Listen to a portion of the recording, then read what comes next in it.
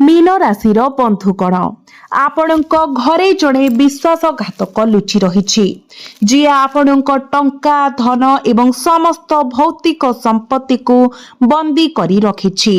एही व्यक्ति आपणक प्रति सेमानंकर शत्रुतारे एते ग्रासित होइछि जे सेमाने आपणक विनाश आनिबा पई जे कोनोसी सीमा को जीवाको प्रस्तुत। तथापि आपण सेमानंक उपरे आपणकर अंध विश्वास रखंतु नाही। दिन राति सेमाने गुप्त भावरे आपणकर कबर खोलुछंती। आजिर भिडियो रे आमे आपणक निकटरे सेमानंकर नाम प्रकाश करिबु। आमे सेमानंकर परिचय प्रकाश करिबु एवं आपण सेमानंक सहित केउ संपर्क किंबा एहार कौन संपर्क रही से विषय स्पष्ट करिबो। एही भिडियो रे प्रत्येक विवरणी प्रकाश करा जिवो। जदि आपण आजिर एही भिडियो को शेष पर्यंत देखंती एवं एही व्यक्तिंक ठारू निरापद दूरता बजाय रखी ज्ञान प्रदर्शन करंती तेबे निश्चित रुहंतु जे सारा वर्ष आपणक जीवन रे टंका प्रचुर परिमाण रे प्रवाहित हेबो। आपण आउ केबे भी निजको कोनोसी जिनिसर अभाव रे पाइबे नाही। तथापि जदि आपण एही वीडियो को शेष पर्यंत न देखंती, जदि आपण एही व्यक्तिंकर नाम न खोजंती तेबे एक अद्भुत एवं गंभीर दुर्भाग्य आपणको उपरे आसी पारे। एही वीडियोटी को शेष पर्यंत देखंतु कारण 3 जण व्यक्ति आपणक विरुद्ध रे एक बड़ खेल खेलिबाको षड्यंत्र करूछंती। आजिर भिडियो रे आमे आपणक सम्मुखरे सत्य को प्रकाश करिबु कारण आज राति ठीक 9 टारू आपणक जीवन रे एक बड़ संकट आसीबाकू जाउछि। एही वीडियो को संपूर्ण भाबरे देखिबा परे आपण शांति एवं खुशी उभय पाइबे। बहुत समय धरी आपण प्रश्न गुड़िक द्वारा विचलित अछंती। मोर प्रयास बारंबार काहेकि भूल हेउछि, काहेकि टंका केबे भी मो हातरे रहु नाही। मोर सर्वोत्तम प्रयास सत्वे मु काहेकि कोनोसी उन्नति करि पारु नाही। एही भिडियोटी शेष करिबा परे आपण सठिक भाबरे जानि पारिबे जे आपण कोन भूल करूछंती एवं आपणक रास्ता रे कंटा पालटी थिबा निर्दिष्ट शत्रु को चिन्हट करिबे। आपण आपणक जीवन रे घटिथिबा गुरुत्वपूर्ण घटना गुड़िक विषय मध्य अंतर्दृष्टि पकाइबे। वास्तव रे एही 3 जण व्यक्ति अन्यत्र वास करंती नाही। सेमाने आपणकर निकटतम स्थान रे उपस्थित अछंती। केवल एतिकी पार्थक्य जेतेबेले किछि शत्रु खोलाखोली भाबरे आपणक मुहरे सेमानकर शत्रुता प्रदर्शन करंती, एही घासरे थिबा साप आपणक निज घरे लुचि रही आपण उपस्थित थिबा बेले आपणकर प्रशंसा करंती।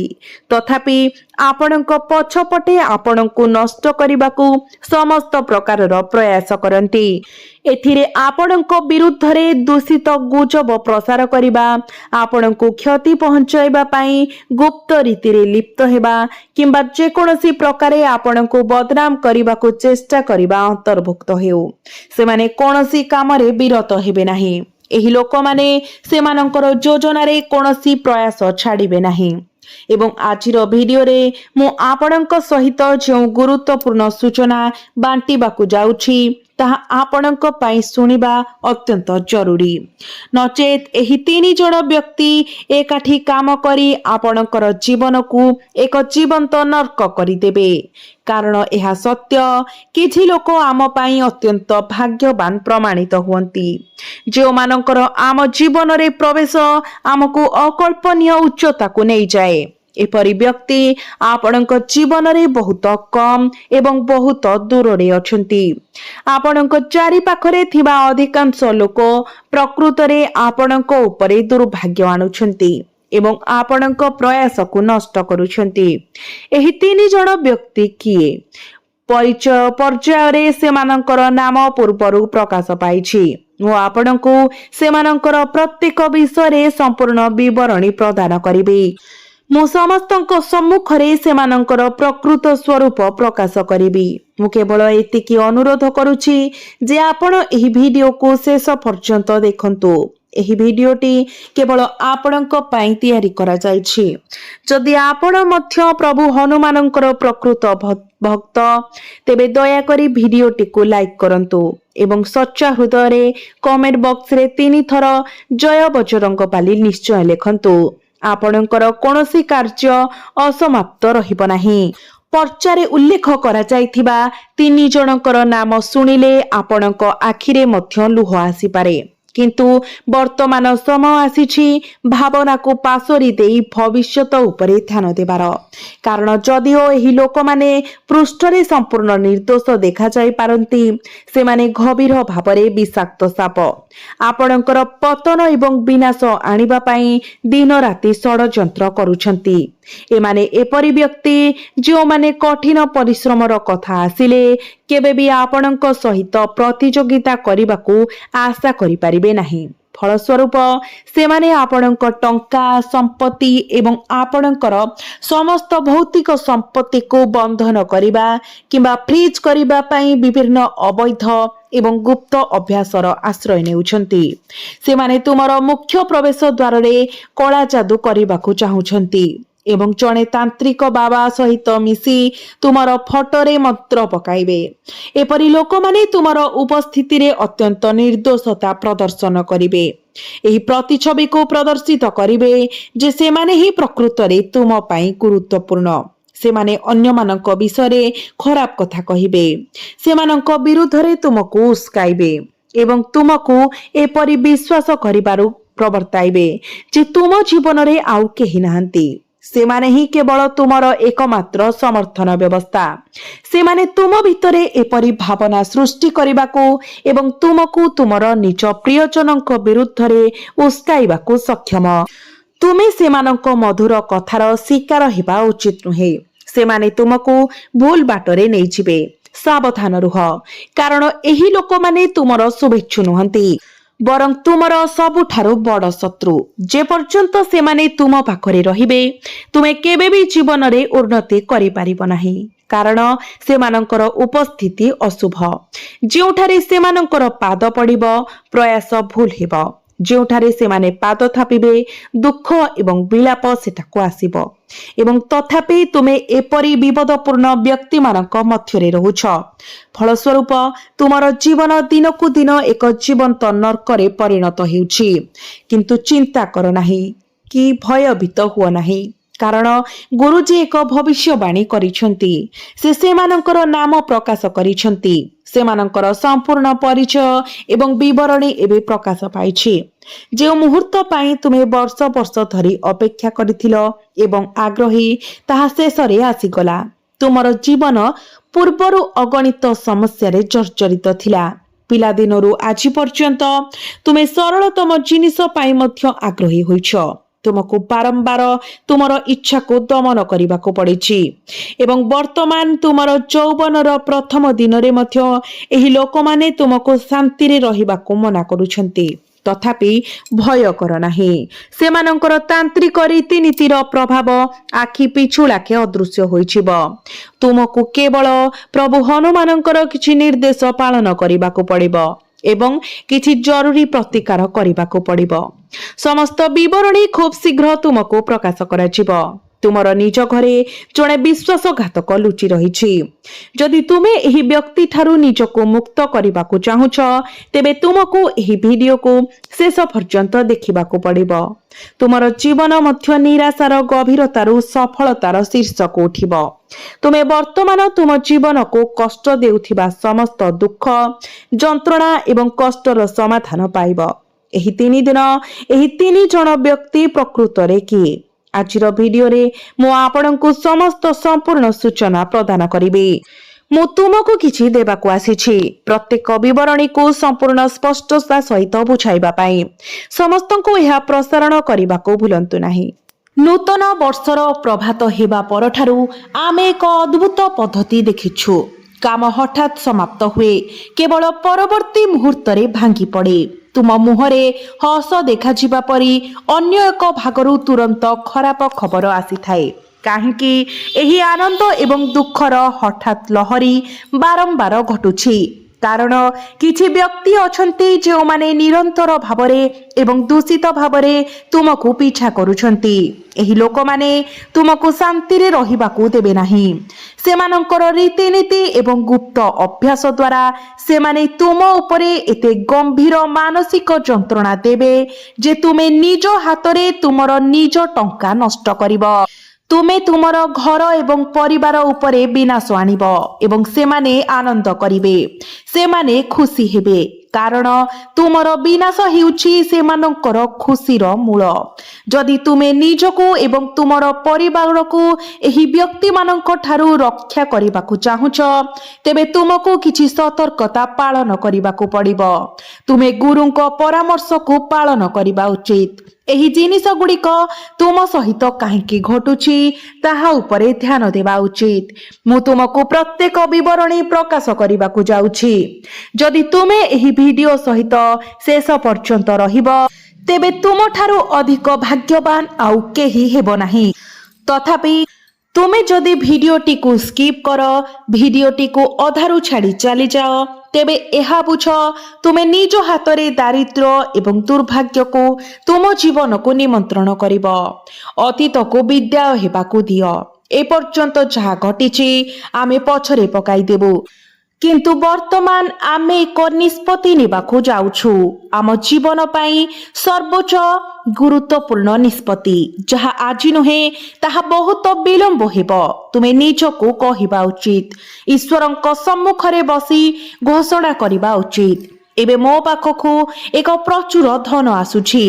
ଯଦି ତୁମେ ବର୍ତ୍ତମାନ ଏକ ଭଡ଼ା ଘରେ ରହୁଛ, ତେବେ ତୁମେ ନିଶ୍ଚିତ କରିବା ଉଚିତ ମୋର ନିଜ ଘର ନିର୍ମାଣ ହେବାକୁ ଯାଉଛି। ବର୍ଷ ବର୍ଷ ଧରି ତୁମେ ଯାହା ପାଇଁ ଆଗ୍ରହୀ ଅଛ, ତୁମେ ଘୋଷଣା କରିବା ଉଚିତ ସେହି ଜିନିଷ ଏବେ ମୋ ପାଖକୁ ଆସୁଛି। ଯଦି କୌଣସି କାର୍ଯ୍ୟ ବର୍ଷ ବର୍ଷ ଧରି ଅଟକି ରହିଛି, ତେବେ ତାହା ଏବେ ସମାପ୍ତ ହେବାକୁ ଯାଉଛି। ଜଣେ ବିଚ୍ଛିନ୍ନ ପ୍ରିୟଜନଙ୍କ ସହ ମିଳାମିଶା ହେବାକୁ ଯାଉଛି। ତୁମ ପରିବାର ମଧ୍ୟରେ ବିବାଦ ଶେଷ ହେବାକୁ ଯାଉଛି।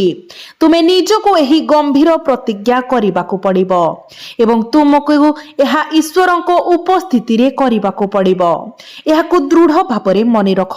ତୁମର ଏହି ସଂକଳ୍ପ ତୁମକୁ ଆଗକୁ ବଢ଼ିବା ଏବଂ ତୁମର ଜୀବନରୁ ଭୁଲ ଲୋକଙ୍କୁ ଦୂର କରିବା ପାଇଁ ନିର୍ଦ୍ଦିଷ୍ଟ।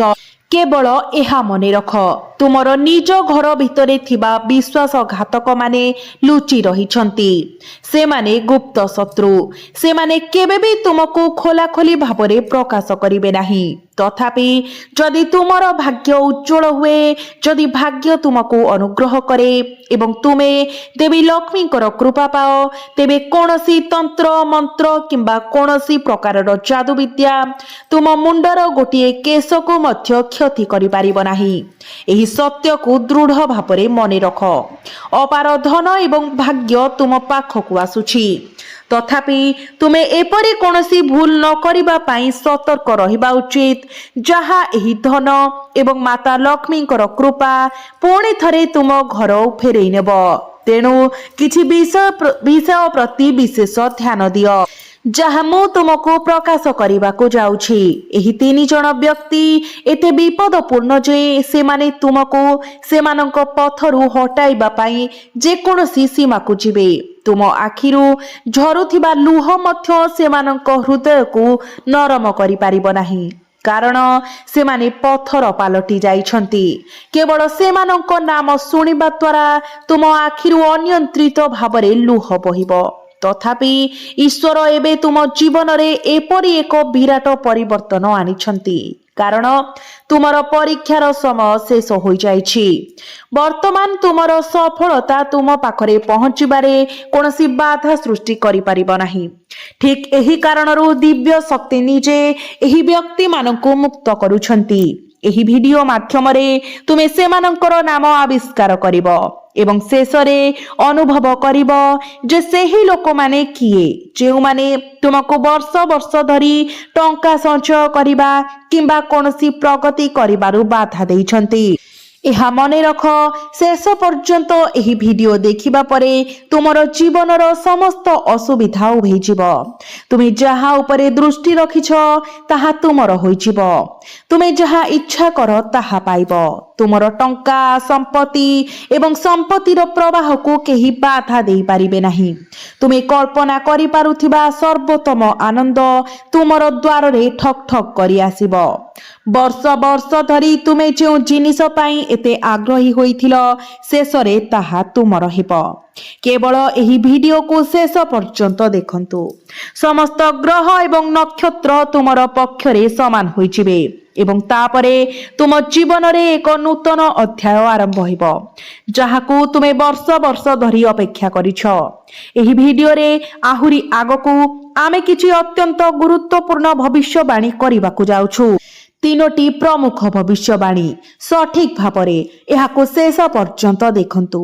ଏହା ତୁମର ମନକୁ ଉଡାଇ ଦେବ ଏବଂ ତୁମକୁ ହତବାକ୍ କରିବ, କାରଣ ବହୁ ବର୍ଷ ପରେ ବ୍ରହ୍ମାଣ୍ଡରେ ଏକ ସ୍ୱର୍ଗୀୟ ସମନ୍ୱୟ ଆକାର ନେଉଛି, ଯେଉଁଠାରେ ରାହୁ ଏବଂ ଶନି ତୁମକୁ ଏକ କଠୋର ପରୀକ୍ଷା ଦେଇ ଯିବା ପାଇଁ ଶକ୍ତି ଯୋଗାଉଛନ୍ତି।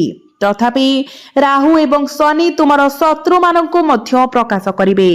ଏହି ପରୀକ୍ଷା ସମୟରେ କିଛି ବ୍ୟକ୍ତି ବିଶେଷଙ୍କ ପ୍ରକୃତ ସ୍ୱଭାବ, ଯେଉଁମାନେ ତୁମର ପଥରେ ବିଶ୍ୱାସଘାତକ ଏବଂ କଣ୍ଟା ଖେଳାଇଥିଲେ, ଯେଉଁମାନଙ୍କ ସହିତ ତୁମେ ରକ୍ତର ବନ୍ଧନ ବାନ୍ଧିଛ, ସେମାନଙ୍କ ବିଷୟରେ ସତ୍ୟ ଏବେ ପ୍ରକାଶ ପାଇବାକୁ ଯାଉଛି। ତୁମ ଜୀବନରେ ଏକ ପର୍ଯ୍ୟାୟ ପ୍ରକାଶ ପାଇବ, ଯେଉଁଠାରେ ତୁମେ ସେମାନଙ୍କୁ ଦେଖିବ ଯେଉଁମାନେ ଥରେ ତୁମକୁ ପରିହାସ କରୁଥିଲେ ଏବଂ ଯେଉଁମାନେ ଗର୍ବ କରି ନିଜ ମୁହଁ ଲୁଚାଇ ଲଜ୍ଜାରେ ବସିଛନ୍ତି। ବିପରୀତ ଭାବରେ ଯେଉଁମାନଙ୍କ ଠାରେ ଆପଣ ସମର୍ଥନ ଆଶା କରିନଥିଲେ, ସେମାନେ ଆପଣଙ୍କ ପାଖରେ ଠିଆ ହେବେ। ତେଣୁ ଆପଣଙ୍କ ପ୍ରକୃତ ସମ୍ପର୍କୀୟ ଏବଂ ଅପରିଚିତ ଲୋକଙ୍କ ମଧ୍ୟରେ ଏକ ସ୍ପଷ୍ଟ ପାର୍ଥକ୍ୟ ଦେଖାଯିବ। ଏହା ଏପରି ଏକ ସମୟ ଯେତେବେଳେ ଆପଣଙ୍କୁ ଅତ୍ୟନ୍ତ ସତର୍କ ରହିବାକୁ ପଡ଼ିବ। ରାହୁ ଏବଂ ଶନି ଆପଣଙ୍କ ଉପରେ ସେମାନଙ୍କର ବିଶେଷ ଦୃଷ୍ଟି ପକାଇଛନ୍ତି। କୌଣସି ପରିସ୍ଥିତିରେ ଭୁଲରେ ମଧ୍ୟ ଦେଖାଣିଆ କାମ କରନ୍ତୁ ନାହିଁ। ଯଦିଓ ଆପଣ ହଜାର ହଜାର କିମ୍ବା ଲକ୍ଷ ଲକ୍ଷ ଟଙ୍କା ରୋଜଗାର କରୁଛନ୍ତି, ତଥାପି ଏହା କାହାକୁ କୁହନ୍ତୁ ନାହିଁ। ଆପଣଙ୍କ ଘରେ କ'ଣ ଘଟୁଛି ତାହା କାହାକୁ ପ୍ରକାଶ କରନ୍ତୁ ନାହିଁ, କାରଣ ଏହା ଆପଣଙ୍କର ଗୁପ୍ତ ଏବଂ ବ୍ୟକ୍ତିଗତ ଘଟଣା, ଯାହା ଆପଣଙ୍କୁ ଆଗକୁ ବଢ଼ାଇବ। ତଥାପି ଆପଣ ଅନ୍ୟମାନଙ୍କୁ ପ୍ରକାଶ କରୁଥିବା ଯେକୌଣସି ବିଷୟ କେବେ ସଫଳ ହେବ ନାହିଁ, କାରଣ ବାସ୍ତବରେ ଯଦିଓ ଲୋକମାନେ ବାହ୍ୟ ଭାବରେ ଆମକୁ କହିପାରନ୍ତି ତୁମେ ଏକ ଚମତ୍କାର କାମ କରିଛ କିମ୍ବା ଆମେ ତୁମ ପାଇଁ ଖୁସି ଅନୁଭବ କରୁଛୁ, କିନ୍ତୁ ବାସ୍ତବରେ ସେମାନେ ଆମ ପ୍ରତି ଈର୍ଷା ରଖନ୍ତି। ପ୍ରତିଦିନ ଆପଣଙ୍କୁ ଈଶ୍ୱରଙ୍କ ସମ୍ମୁଖରେ ବସି ଆପଣଙ୍କ ହୃଦୟର ଅନ୍ତର୍ନିହିତ ଚିନ୍ତାଧାରା ଈଶ୍ୱରଙ୍କ ନିକଟରେ ଆପଣଙ୍କୁ ଢାଳିବାକୁ ପଡ଼ିବ। ତାଙ୍କର କୃପା ଆପଣଙ୍କ ଉପରେ ରହିବ। କେହି ଆପଣଙ୍କୁ ସାମାନ୍ୟ କ୍ଷତି ମଧ୍ୟ ପହଞ୍ଚାଇ ପାରିବେ ନାହିଁ।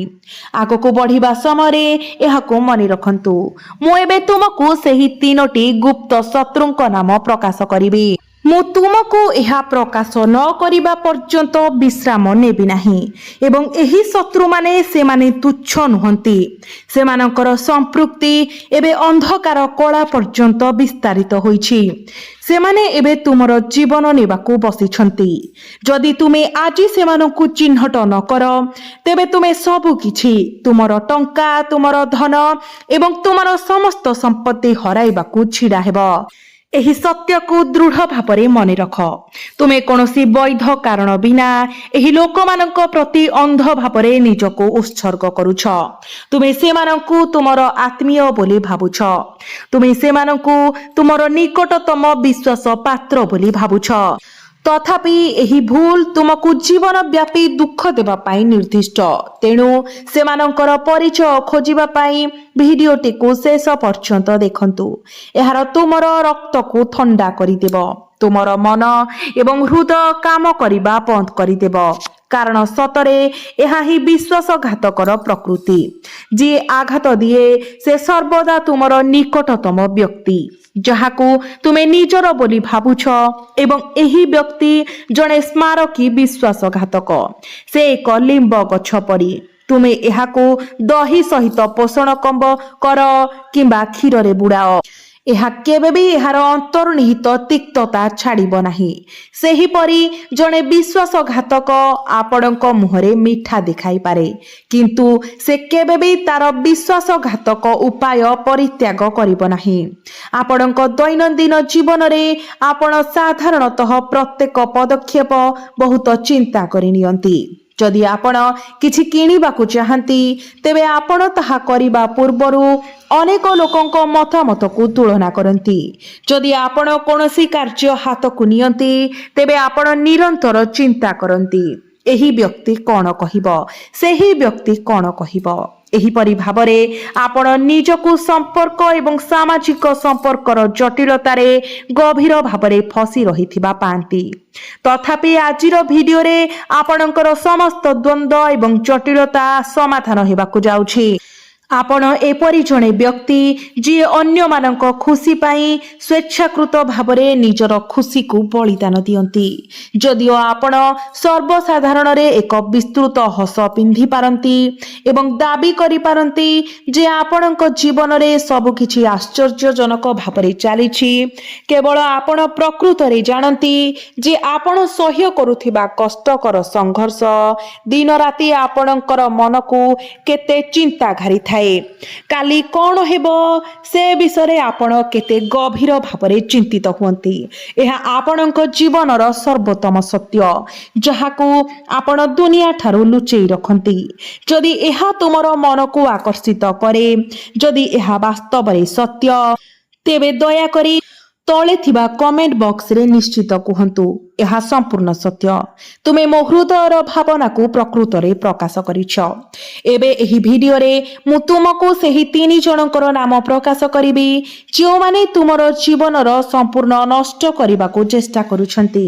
ତୁମେ ଭିଡିଓରେ ଏତେ ଆଗକୁ ଆସିଛ ଏବଂ ଯଦି ତୁମେ ଏହି 3 ଜଣଙ୍କ ନାମ ଜାଣିବାରେ ବିଫଳ ହୁଅ, ତେବେ ଏହା ମୂର୍ଖତାର ଚରମ ସୀମା ହେବ। ତୁମେ ଏହି 3 ଜଣଙ୍କୁ ଚିହ୍ନଟ କରିବାକୁ ପଡ଼ିବ। କେବଳ ସେତେବେଳେ ତୁମେ ସେମାନଙ୍କ କବଳରୁ ମୁକ୍ତ ହୋଇ ସେମାନଙ୍କୁ ସୁରକ୍ଷିତ ଦୂରତାରେ ରଖିପାରିବ। ମୁଁ ଯାହାଙ୍କ ନାମ ତୁମକୁ ପ୍ରକାଶ କରିବାକୁ ଚାହୁଁଛି, ସେ ହେଉଛନ୍ତି ଜଣେ ଯାହାଙ୍କ ନାମ ଇଂରାଜୀ ଅକ୍ଷର N ରୁ ଆରମ୍ଭ ହୁଏ। ହଁ ବନ୍ଧୁଗଣ, ତୁମର ସବୁଠାରୁ ବଡ଼ ବିଶ୍ୱାସଘାତକ ଯିଏ ତୁମ ନିଜ ଘରେ ଲୁଚି ରହିଛି, ସେ ହେଉଛି ଜଣେ ଯାହାଙ୍କ ନାମ N ରୁ ଆରମ୍ଭ ହୁଏ। ସେମାନଙ୍କର ରାଶି ହେଉଛି ବିଛା। ଏହି ବ୍ୟକ୍ତି ତୁମର ଉପସ୍ଥିତିରେ ଖୁସି ଏବଂ ବନ୍ଧୁତ୍ୱପୂର୍ଣ୍ଣ ହେବାର ଏକ ମହାନ ପ୍ରଦର୍ଶନ କରେ। ତଥାପି ସେମାନେ ପ୍ରଚୁର ଈର୍ଷା ରଖନ୍ତି। ସେମାନଙ୍କର ଈର୍ଷା ଏତେ ଗଭୀର ଯେ ସେମାନେ ତୁମର ବିନାଶ ଆଣିବା ପାଇଁ ଦିନ ରାତି ନିରନ୍ତର ଷଡ଼ଯନ୍ତ୍ର କରନ୍ତି। ତୁମର ପଛପଟେ ସେମାନେ ତୁମ ବିଷୟରେ କ୍ଷତିକାରକ ଗୁଜବ ପ୍ରଚାର କରନ୍ତି। ତେଣୁ ଏହି ବ୍ୟକ୍ତିଙ୍କ ପ୍ରତି ଆପଣଙ୍କୁ ଅତ୍ୟନ୍ତ ସତର୍କ ରହିବାକୁ ପଡ଼ିବ, କାରଣ ସେମାନେ ଯେତେ ନିର୍ଦ୍ଦୋଷ ଏବଂ ସରଳ ଦେଖାଯାଆନ୍ତି, ସେମାନଙ୍କର ଉଦ୍ଦେଶ୍ୟ ପ୍ରକୃତରେ ସେତେ ବିକୃତ ଏବଂ ପ୍ରତାରକ। ଯଦି ଆପଣ ସେମାନଙ୍କ ଫାଶରେ ପଡ଼ିଯାଆନ୍ତି, ତେବେ ଆପଣ ସମ୍ପୂର୍ଣ୍ଣ ନଷ୍ଟ ହୋଇ ଆପଣଙ୍କ ଜୀବନର ବହୁମୂଲ୍ୟ ବର୍ଷ ନଷ୍ଟ କରିବେ। ଦ୍ୱିତୀୟ ବ୍ୟକ୍ତି ଯାହାଙ୍କ ନାମ ଆମେ ଆପଣଙ୍କ ସହିତ ସେୟାର କରିବାକୁ ଚାହୁଁଛୁ, ସେ ହେଉଛନ୍ତି ଜଣେ ଯିଏ ଆପଣଙ୍କ ଉପରେ ଗମ୍ଭୀର ମାନସିକ ଯନ୍ତ୍ରଣା ଆଣନ୍ତି। ଆପଣ କିଛି ହାସଲ କରିବାକୁ ଅକ୍ଷମ ବୋଲି କହି ଆପଣଙ୍କ ଆତ୍ମବିଶ୍ୱାସକୁ ନିରନ୍ତର ଦୁର୍ବଳ କରନ୍ତି।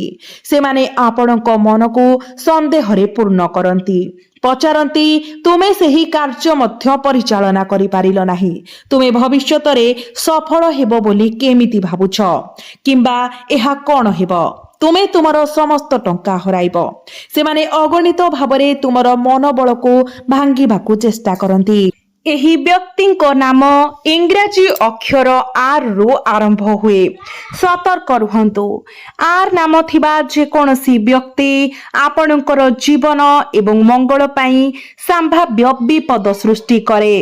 ଯଦି ଆପଣଙ୍କ ପରିବାର ମଧ୍ୟରେ R ନାମକ କେହି ଅଛନ୍ତି, ଯାହା ଆପଣଙ୍କର ବ୍ୟବସାୟ, ଚାକିରି କିମ୍ବା ଆପଣଙ୍କ ଘରୋଇ ଜୀବନ ସହିତ ଜଡ଼ିତ, ତେବେ କେବେ ବି ସେମାନଙ୍କର ପରାମର୍ଶ ନେବାକୁ ଏକ ସମ୍ପୂର୍ଣ୍ଣ ନିୟମ କରନ୍ତୁ ନାହିଁ। सेमाने आपणको एपरी भूल परामर्श देबे जे आपण केवल आपणको व्यापार रे एक बड़ असुविधा सृष्टि करिवे। जदि आपण जीवन रे बड़ उच्चता हासिल करबा को चाहंती तेबे आपणको आर नामक जे कोनोसी व्यक्ति को सहित आपणकर घनिष्ठ संपर्क छिन्न करबा को पड़िबो। सेमानकर कथा सुनिबा बंद करंतु एवं तुरंत सेमानकर परामर्श नेबा बंद करंतु। नचेत आपण दिने एते मानसिक भावरे दुखित हेबार आशंका अछि जे आपण डिप्रेशन रे पसी जाई निजर जीवन को नष्ट करि पारंती। आपणको अन्य कहार परामर्श नेबाको पड़िबो नाही। आपण ए पर्यंत जहा किछि हासिल करिसेंती आपण संपूर्ण भावरे निजे हासिल करिसेंती, कारण आपणको पाखरे थिबा अभिज्ञतार संपद साधारण नुहे। आपण पूर्वरु अनेक अशांत छड़को सह्य करिसेंती एवं आपणको जीवन रे अनेक कष्टकर पर्याय सह्य करिसेंती। आपण पुणी उठी आगको बढ़िसेंती। आपण रास्ता रे अनेक शिक्षा पाइछन्ति। आपण एबे निजर निष्पत्ति नेबाकू एवं निजको परामर्श देबाकू सक्षम, तथापि आपणको एक निर्दिष्ट व्यक्ति ठारू दूरे रहिबा उचित। आमे एबे जणे महिलाको नाम प्रकाश करिबाकू चाहुछु जे आपणको परिवार उपरे सतर्क एवं दुष्ट दृष्टि रखिछन्ति। से जेपरी एक मंत्र प्रयोग करिछन्ति आपणकर आर्थिक, आपणकर घर, आपणको पारिवारिक जीवन को जहाँ आपणकर प्रिय ताहा सब किछि को बांधी रखिछि। से आपणको निज घरर जणे महिला, पड़ोशी किंबा हुए तो आपणको कर्म क्षेत्रर जणे सहकर्मी होई पारे, तथापि तांकर उपस्थिति एपरी दुर्भाग्य आनी थाए जे से प्रवेश करुथिबा जे कोनोसी घर को एक जीवंत नरकरे परिणत करि दिए। तार दृष्टि एते शक्तिशाली दुष्ट दृष्टि बहन करे जे एहा जहा उपरे पड़े सेही व्यक्तिको प्रयास बंद होई जाए। एही महिलांको नाम इंग्राजी अक्षर जी सहित आरंभ हुए। तेणु जदि आपणको घर किंबा परिवार मध्यरे जी नामक जणे महिला अछंती तेबे जानंतु जे आपणकर ग्रह संरचना एवं भाग्य अद्भुत भावरे जड़ित। आपणको विचारधारा किंबा दृष्टिकोण दृष्टिरू कौनसी साधारण भूमि बांटंतु नाही। तथापि संपर्कीयता, पड़ोशी संपर्क, बंधुता किंबा एकाठी काम करिबार निच्छक आवश्यकता मध्यरे आपण परस्पर सहित आबद्ध अछंती। प्रकृतरे आपण प्रायतः तांको सहित द्वंद्व एवं जुक्ति तर्करे फसी रहिछंती। एही महिला आपणको घर किंबा आखपाख परिवेश रे लुचि रहिथिबा सबुठारु बड़ विश्वासघातक। तांकर समग्र अस्तित्व अन्य लोकंको खुशी प्रति ईर्षापरायणता द्वारा परिभाषित होइछि। किछि व्यक्ति अछंती जो माने निज दुख प्रति संपूर्ण उदासीन रुहंती, किंतु अन्य मानक ठारे खुशीर सामान्य झलक देखिबा मात्रे से माने गभीर दुखित होई जांते। एही तीन व्यक्ति जहांको विषय आमे उल्लेख करिछु। एही विकृत मानसिकतार जदि आपण वर्तमान एही तीन जनकर निकटतर हेउछंती तेबे आपण केते विपदर सम्मुखीन हेउछंती ताहा विचार करंतु। आपण ना आपणको हृदयर गुप्त कथा सेमानंको कहि पारिबे, ना आपण आपणकर कोनोसी योजना किंबा उद्देश्य बांटी पारिबे। तुमे कोन अर्जन करिछ, तुमे कोन हासिल करिछ। जदि तुमे एपरी लोकंको प्रत्येक विवरणी प्रकाश कर तेबे कल्पना कर जे सेमाने तुम उपरे केते क्षति करिबे। सेमाने तुमर उन्नति रे ईर्षा रे जळिबे एवं तुमर विनाश रे आनंदित हेबे। दिव्य मातांकर आशीर्वाद तुमको बंद होइछिबो। एपरी व्यक्ति मानक ठारू यथा संभव दूर रे रुह।